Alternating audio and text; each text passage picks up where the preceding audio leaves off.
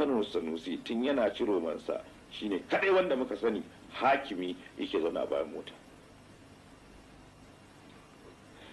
Ba da raini ba, don imani da Allah, duk sarkin da ka sani a ƙasar nan hannu yake bashi tun yana ciromansa.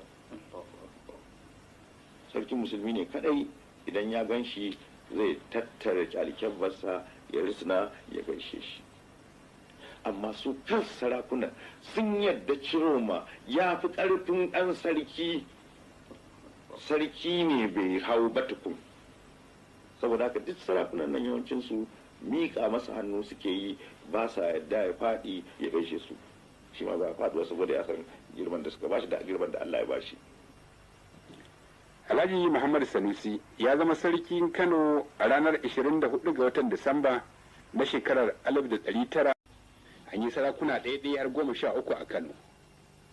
Bayan bayyanar Shehu, yada addinin Musulunci ya zama wani babban rukuni na aikin sarakunan Arewa, kuma Turawa ba tsame hannun suka caukan daga harkar mulki ba, sai matsayinsu ya zama su ne tsakanin talakawa da kuma gwamnatin Turawa.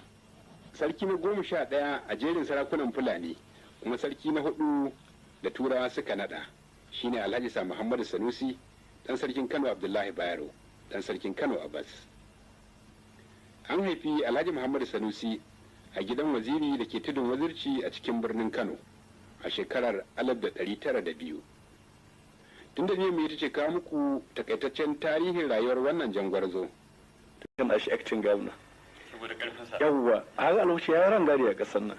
Kuma a cikin sarakuna ai ka san a bisa yadda tsarin yake, ka san daga sarkin musulmi sai shehun Borno sai sarkin Gwandu sun a zo ga sarkin Kano. To kuma ka san idan sha'anin ilimin zamani ne to sarkin Gwandu suna na a lokacin kaza kaza. Bari da haka sa shi kuma ya abin da kyau, ko kowa ya san akwai acting governor din ba irin ɗabi'arsa.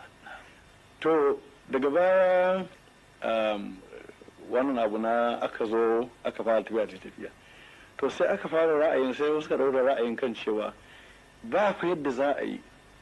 Wani na ka sani na son gaya maka lokacin da na zamo tun ban zama chairman public service commission ba, akwai shi secretary of the premier ana ce